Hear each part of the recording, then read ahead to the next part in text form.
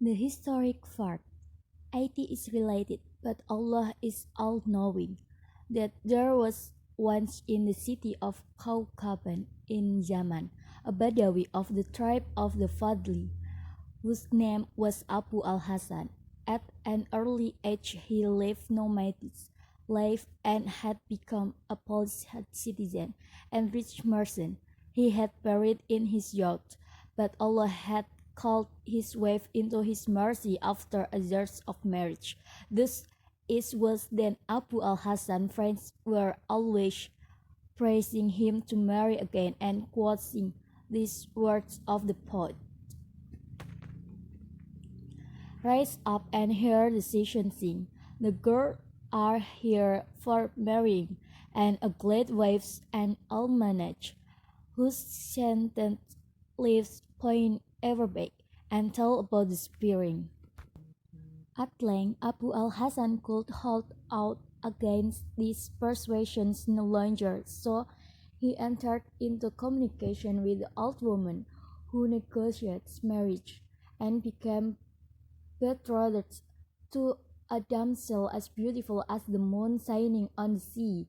He gave great feasts to celebrate the wedding and asked not only friends, but also the ulama, fakirs, dervishes, and santons of the city. He opened wide the doors of his house and provided for his guests rice of 7 different colors, sherbets, lamb stuffed with nuts, almonds, pistachios, and raisins, and a young camel roasted and presented whole. All the guests ate drank joyfully, and when the bread had been sown 7 times, dressed in different and costly robes, she was laid out for an egg circle, so that those might get their fill which were not yet satisfied.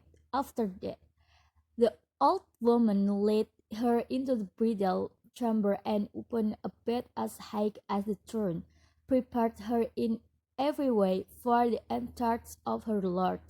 Abu al-Hasan came slowly and with dignified step into the chamber, and sat for a moment on the divan to prove, but on himself and to his wife and the woman, that he was a man of gravity and good manners. He rose quickly to receive the wishes of the old woman and to dismiss them, before going up to the bed where the girl so modestly awaited him. But a horror! His belly was full of heavy meat and drink. He led a fine, terrible, resorting farce. May the devil be far, far from us. Each old woman turned to her neighbor and began speaking in a loud voice, pretending that she had heard nothing.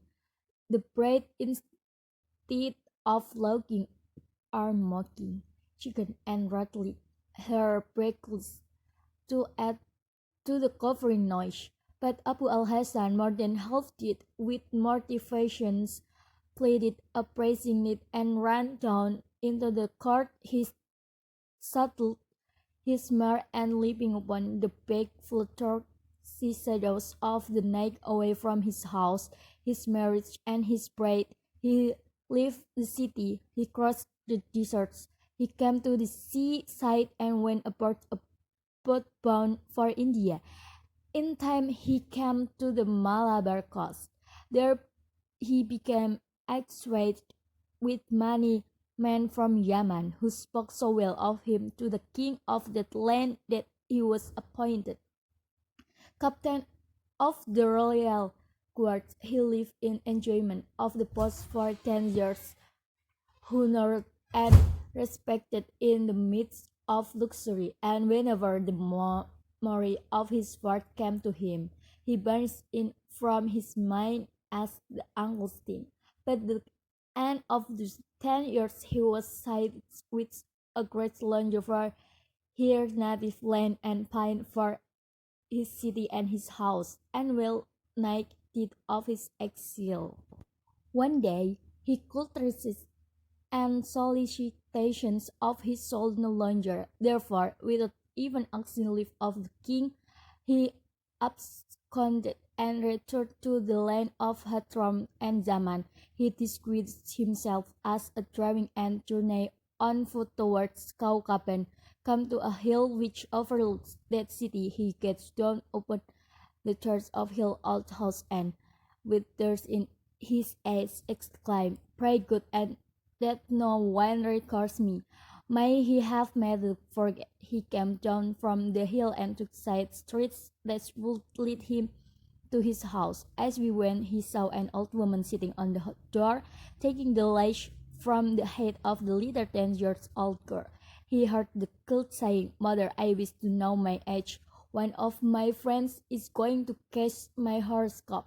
Tell me when I was born." The old woman reflected for a moment, and then sighed. "You were born on the night and in the years when Abu al-Hasan led his fort."